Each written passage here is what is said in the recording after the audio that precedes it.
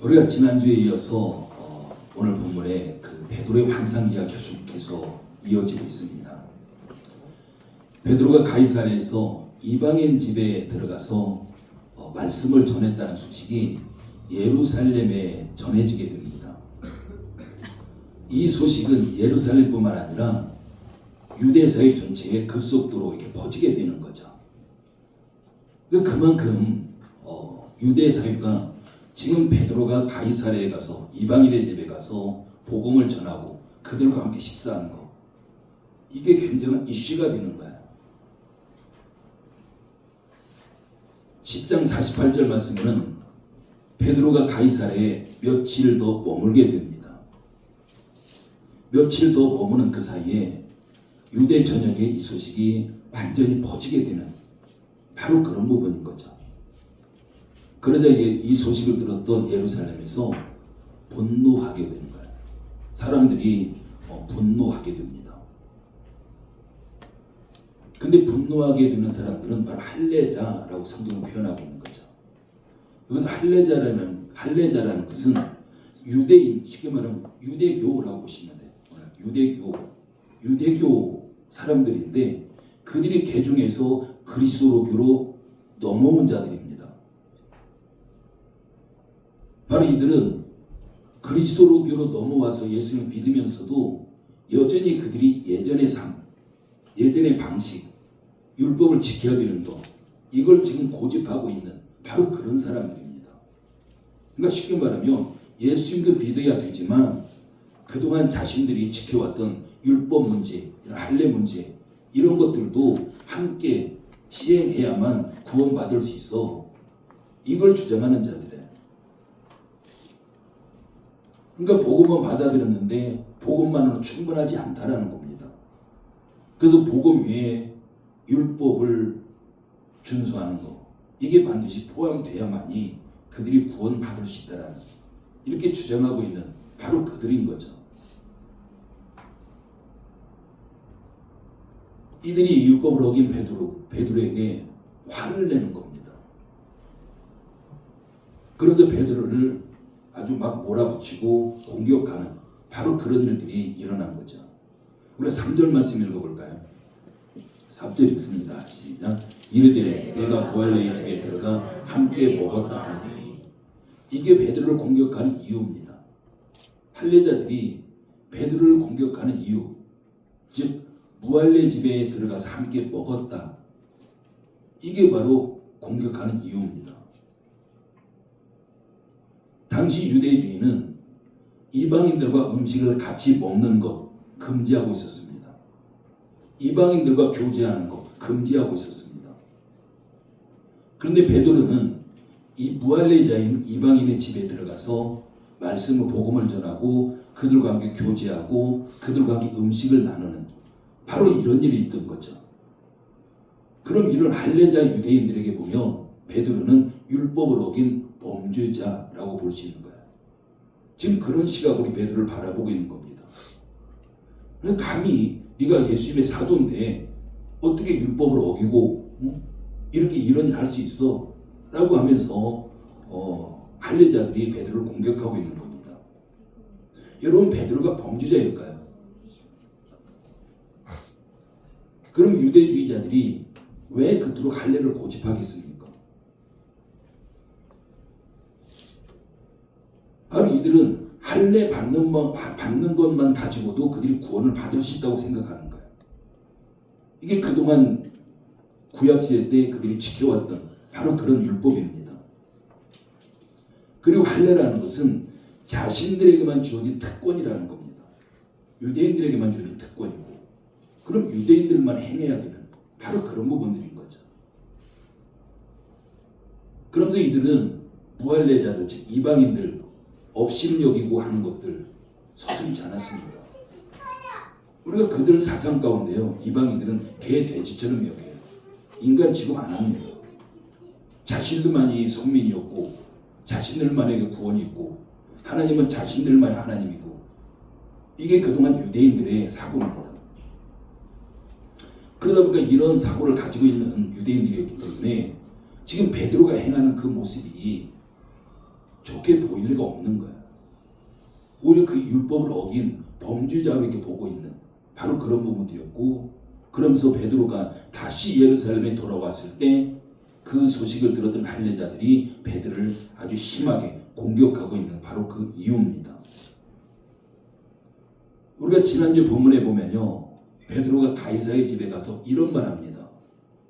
이들 이르되 유대인으로서 이방인과 교제하며 가까이 하는 것이 위법인 줄을 너희도 알거니와 하나님께서 내게 지시하사 아무도 속되다 하거나 깨끗하지 않다 하지 말라 하시기로. 고넬료 집에 들어가자마자 그들이 베드로를 맞을 때 이 말 한 거야. 유대인은 이방인들과 교제하고 가까이 하는 것이 위법인 것 너희도 알지 않느냐라는 거죠. 지금 베드로도 이런 인식을 가지고 있는 거야. 그런데 이게 지금 법을 어기는 것인데 하나님이 가락에서 왔다. 이게 지금 베드로의 어떤 인식입니다. 그러니까 지금 베드로의 인식도 일반 유대인들의 인식과 크게 다르지 않은 걸 볼 수가 있습니다. 무할례자인 이방인과 가까이 하고 교제하는 것, 베드로도 그걸 위법이라고 생각하고 있었던 거죠. 그런데 환상 중에서 하나님께서 말씀하셨기 때문에 그래서 이방인 고넬료 집에 왔다. 이게 지금 베드로의 생각입니다.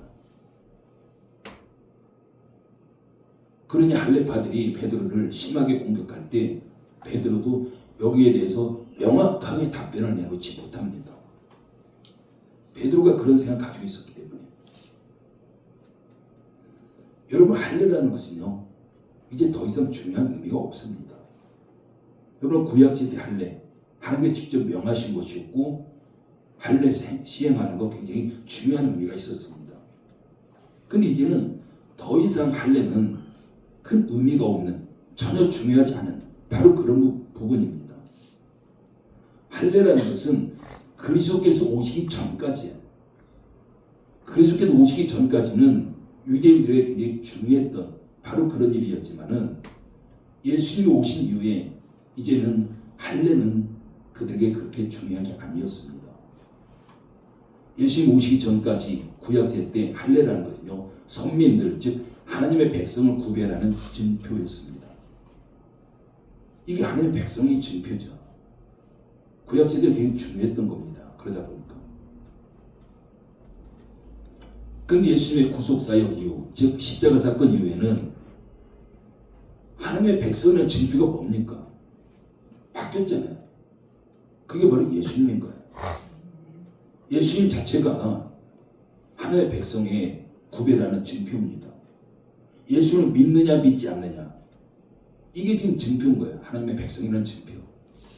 그럼 더 이상 할례라는 것은 이들에게 큰 의미가 없는 겁니다. 지금 우리에게도 마찬가지로 우리가 하나님의 백성이라는 증표가 뭡니까? 우리가 예배드리기 때문에 하나님의 백성인가요? 그렇지 않습니다. 우리가 하나님의 백성이라는 증표는 내가 예수님을 영접했느냐 아니냐, 이게 바로 하나님의 백성의 증표인 거죠. 십자가에서 내 죄를 담당하시고 십자가에서 돌아가신 예수님, 그 예수님을 내가 영접했느냐, 이것이 하나님의 백성이라는 증표입니다. 더 이상 하나님께서는 할례를 받았느냐 안 받았느냐 이걸 보시지 않습니다. 하나님께 보시는 건 하나예요. 이 사람이 예수님을 영접했는가라는 겁니다. 그런데 아직도 많은 사람들이 예수님 안에 있다고 하면서, 예수님 믿는다고 하면서 할례와 같은 문제, 이걸 통해서 복음을 변질시키는 바로 그런 부분들이 오늘날도 여전히 있습니다. 할례라는 것은 아니지만 변형된 또 다른 할례와 같은 문제를 가지고 복음을 변형시키는 그런 부분들이 여전히 지금도 교회 안에 있다는 거예요. 여러분, 예수님의 십자가 사건, 십자가는요, 어떤 것도 필요하지 않아요. 우리를 구원하는 데 있어서 어떤 것도 필요하지 않습니다. 십자가 자체만 가지고 우리를 구원하십니다. 오히려 다른 것이 포함되면 십자가의 능력이 상실되는 거예요. 그래서 할례주의자들은 예수님 믿는다고 해도 할례를 받아야만 구원받을 수 있어 라는 거죠. 그 주장이 뭡니까? 십자가만 가지고는 부족해 라는 거예요. 우리가 구원받기 위해서는 할례도 받아야 돼 이거죠. 오늘날 많은 부분들도 그렇잖아요. 우리가 예수님 믿는다고 하는데 우리가 뭔가 열심히 행해야 돼 라는 거죠. 뭔가 그냥 예수님만 믿으면 구원받는다고 하니까 너무 부족한 것 같잖아요. 너무 쉽잖아요. 그러니까 뭔가 열심히 해야 되는 행위. 우리 이런 걸 주장하는 사람도 있습니다. 그래서 우리는 더 이상 이런 할례주의자들의 주장을 따르면 안 됩니다. 할례는요 구원의 조건이 아닙니다. 로마서 10장 10절 우리가 잘 알죠. 사람이 마음으로 믿어 의에 이르고 입으로 신하여 구원에 이른다. 마음으로 믿어 의에 이르고 입으로 신해서 구원에 이른다. 그냥 믿는 거예요. 더 이상 어떤 것이 필요하지 않습니다. 절대 행위를 하나님은 요구하지 않습니다. 오직 믿음으로만 구원을 받는 겁니다. 그렇기 때문에 이방인들도 구원에 참여할 수가 있는 겁니다. 어떤 조건이 없어요. 아무것도 필요하지 않아요. 단지 예수님 믿기만 하면 된다. 누구나 다 구원받을 수 있는 그런 조건을 하나님께서 만들어 주신 겁니다. 우리가 17절과 18절 읽어볼까요? 17절, 18절 읽습니다. 시작. 그런즉 하나님이 우리가 주 예수 그리스도를 믿을 때에 주신 것과 같은 선물을 그들에게도 주셨으니 내가 누구이기에 하나님을 믿음이 받겠느냐 하더라. 그들이 이 말을 듣고 잠잠하여 하나님께 영광을 돌려 이르되 그러면 하나님께서 이방인에게도 생명 얻는 회개를 주셨도다 하니라. 지금 베드로는 성령님께서 행하신 그런 직접적인 증거들로 증언하고 있습니다. 성령님이 이렇게 하셨다는 거예요. 자신은 고넬료 집에 가기 싫었는데 성령께서 이 모든 일을 하셨다는 겁니다. 베드로가 가서 그랬잖아요. 이게 위법인지 나도 알고 너희도 알지 않느냐. 하느님이 이렇게 하라고 한 것이다. 그러면서 베드로는 이방인에게도 성령을 부어주셨는데 그 어디에도 할례 받으라는 말이 없다는 겁니다. 여러분 할례라는 거 행위 구원의 조건은 절대 아닙니다. 여러분 우리에게 원래 살아가면서 본질이 있고 비본질이 있어요. 우리가 본질과 비본질 우리는 분명히 그들을 구분할 수 있어야 됩니다. 그 의미가 명확히 뭔지 우리가 아셔야 돼요. 우리가 본질이라는 것은 국어사전에서 이렇게 정의하고 있습니다. 본디부터 가지고 있는 사물 자체의 성질이나 모습, 원래부터 있는 성질, 원래부터 있는 모습, 이게 바로 본질이라는 거죠. 그리고 또 이렇게 설명합니다. 사물이나 현상을 성립시키는 근본적인 성질, 절대 바뀔 수 없는 거예요. 본질이라는 것은 바뀌어서도 안 되지만 바뀔 수 없는 게 본질입니다. 그럼 비본질은 뭘까요? 바뀌어도 된다는 거예요.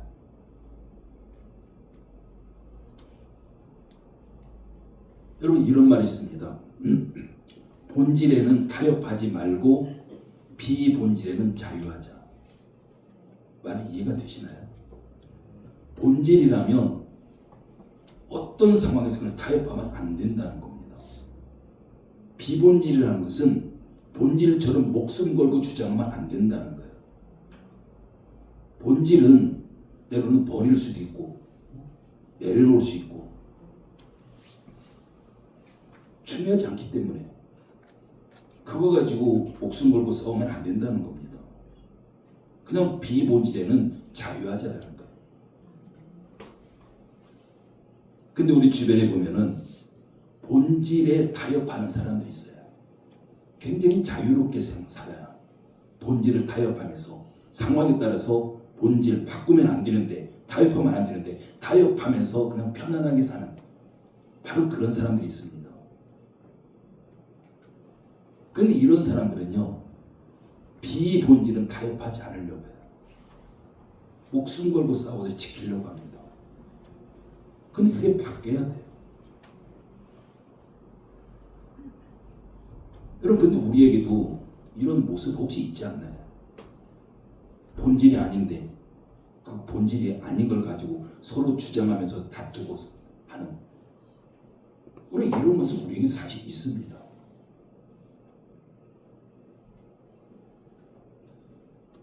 바로 예수님을 믿어도 어떤 것은 반드시 해야 된다고 하는 사람들, 복음 안에서 예수만대로 청산하지 못하고 여전히 그걸 가지고 있는 사람들 분명히 있어요. 에베소 4장 22절에 이렇게 말씀합니다. 너희는 유혹의 욕심을 따라 썩어져가는 구습을 따르는 옛사람을 벗어버리고, 옛사람을 벗어버리라는 거예요. 그리고 골로새 3장 9절, 너희가 서로 거짓말을 하지 말라, 옛사람과 그 행위를 벗어버리고. 여러분, 우리는 새로운 피조물이 되었잖아요. 그렇기 때문에 예수 믿기 이전에 옛사람, 옛습성, 이걸 벗어버려야 된다고 말씀하고 있습니다. 우리가 비본질적인 것은 청산하려는 노력이 있어야 된다는 거죠. 오늘 본문에서 할레파 그리스도인들처럼 비본질적인 고집하는 바로 그런 사람들 우리가 반드시 경계해야 됩니다. 여러분, 오늘날 보면요, 대형교회 중심으로 토요 예배라는 것이 생겨나요. 꽤 됐습니다. 그냥 말 그대로 토요일날 예배드리자라는 겁니다. 바로 토요 예배라는 것은 주일에도 예배드리고, 우리가 하나님 예배드려야 되니까 한 번 더 늘려서 토요일날 예배드리자, 이게 아닙니다. 주일 예배를 토요일로 옮기자는 거예요. 토요일 예배 드렸기 때문에 주일에는 자유하자는 거예요. 이게 상당히 많이 퍼져가고 있습니다. 이들이 주장하는 근거는 이렇습니다. 주일에 예배 드릴 수 없는 자들이 있지 않느냐라는 거예요.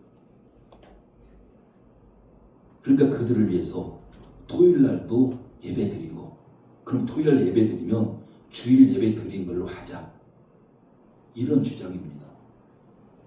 여러분, 인간적으로 보면요, 굉장히 멋있는 말이죠. 취지는 너무 괜찮아요. 여러분 어떻습니까? 여러분 찬성하시나요? 사실 우리도 많은 부분들에 있어서 본질을 잃어버린 부분이 너무 많아요. 시대가 이렇게 많이 바뀌어가면서 우리가 그것이 너무 익숙한 거죠. 그러면서 시대를 따라가는 우리의 삶이 너무 많은 걸 볼 수가 있습니다. 사실 옛날 교회와 지금의 교회는 달라도 너무 다릅니다. 달라도 너무 다르다는 것은 그만큼 많이 바뀌어왔다는 거죠. 근데 우리는 바뀌어온 것들을 너무 편안한 거예요. 나도 모르게 서서히 바뀌어왔기 때문에 그게 익숙한 겁니다. 여러분, 우리가 왜 하나님 앞에 예배드립니까? 복받기 위해서 예배드리시나요?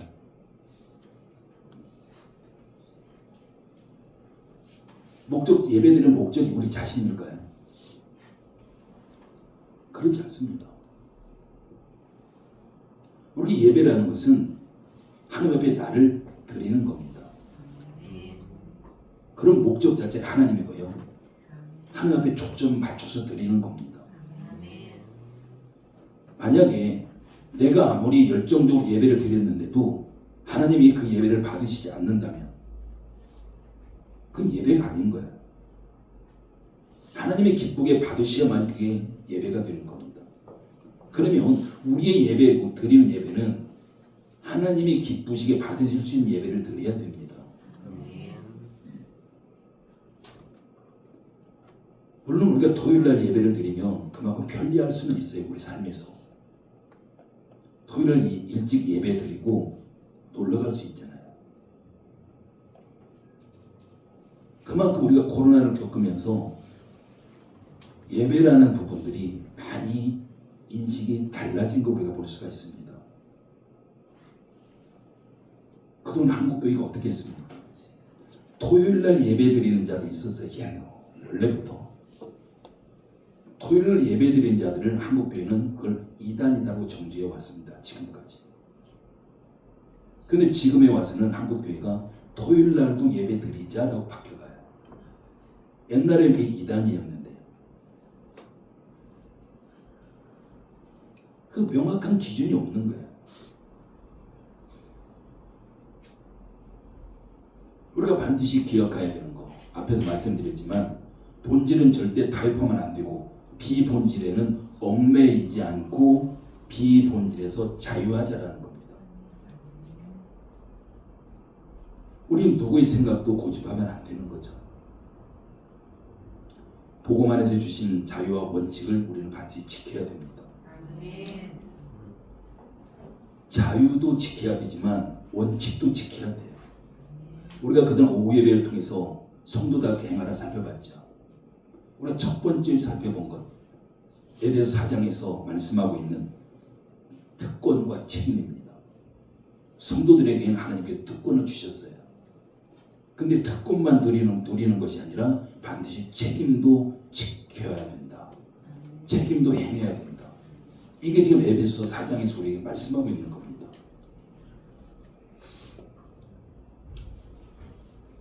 우리가 편안함, 좋은 것만 추구할 것이 아니라 우리가 힘들어도 우리가 반드시 지켜야 될 것은 지켜야 된다는 겁니다. 그렇기 때문에 우리는 반드시 성경 말씀에 집중해야 돼요.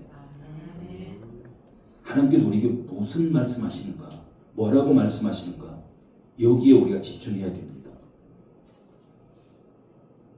여러분 주변 한번 보십시오. 본질이 뭐고 비본질이 뭘까? 내가 그동안 살아왔을 때 정말 본질을 너무 쉽게 버리고 비본질을 목숨처럼 여기면서 지켜왔던 것은 혹시 있지 않았을까?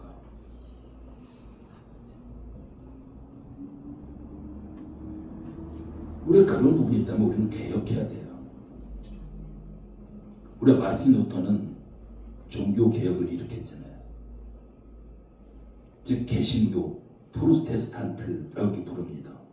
마르틴 루터에서 구교에서 신교로 이렇게 개혁할 때 그것을 프로테스탄트라고 불러요. 프로테스탄트라는 것은 저항이라는 의미예요. 가톨릭의 잘못된 것에 저항해서 일어난 것이 프로테스탄트, 즉 개신교예요. 우리 교회입니다.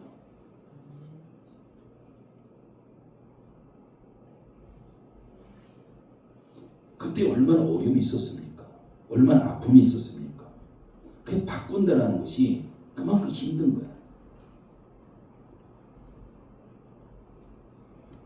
우리 일상을 살면서도 본질과 비본질이 반드시 구분되어야 됩니다. 마찬가지로 우리의 신앙생활에서도 반드시 본질과 비본질은 우리가 구분할 수 있어야 됩니다. 우리가 본질이 아닌 것을 본질처럼 고집하면 안 됩니다. 본질은요, 시대가 바뀌어도 어디를 가도 바뀌지 않는 거예요. 근데 우리는 많은 부분에 의해서 시대가 바뀌었다고 해서 본질을 바꿔가는 경우가 너무 많은 거예요.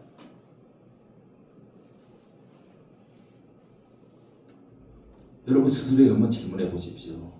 우리가 신앙생활하면서 본질과 비본질이 있을 때 바꿔야 되는 것이 무엇일까라는 거죠.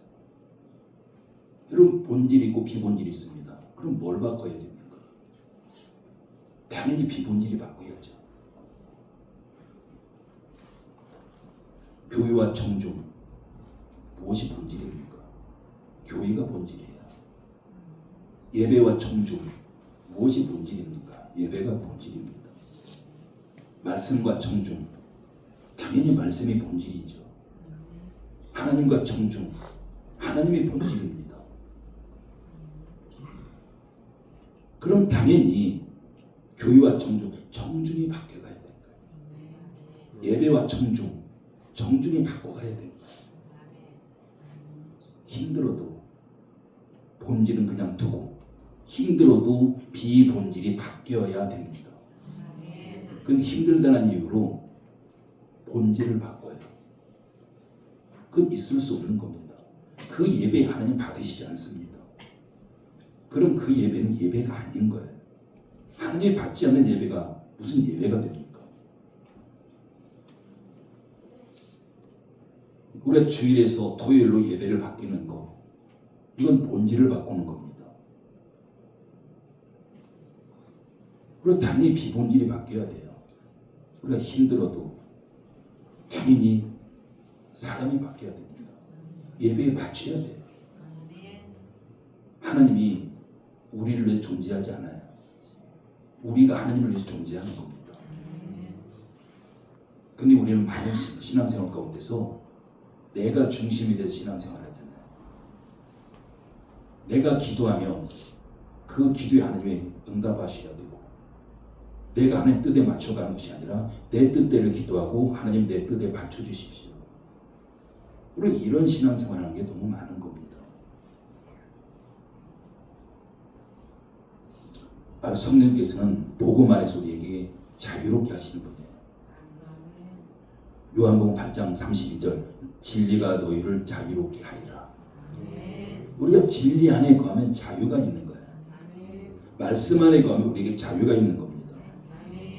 여러분, 본질과 비본질이 바뀌면요, 그 자리에 성령님이 떠나십니다. 성령님이 떠나신다는 것은 성령님의 역사가 없다라는 거죠. 여러분의 삶에, 여러분의 가정과 직장에, 그리고 열린문 교회에 정말 본질을 우리가 지켜가고 비본질에 자유하면서 성령의 역사가 풍성하기를 예수님의 이름으로 축복합니다. 아멘. 기도합니다. 아버지 하나님, 은혜를 감사를 드립니다. 우리 삶에서, 우리 신앙생활에서 본질과 비본질이 있습니다. 무엇이 본질이고 무엇이 비본질인지 우리가 다시 한번 잘 구분하면서, 우리가 본질에는 우리가 목숨 걸고 지키고, 비본질에는 우리가 서로 다투고 하는 것이 아니라 그 내려놓고 자유하기를 원합니다. 성령 함께서 역사해 주셔서 열린문 교회가, 우리의 모든 성도들이, 가정이, 직장과 사업장이 우리가 본질을 지켜가면서 비본질에 자유하고 성령의 풍성한 그런 열매들을 경험하는 놀라운 우리 성도를 될 수 있도록 아버지의 역사에 주시옵소서. 예수님의 이름으로 기도드립니다. 아멘.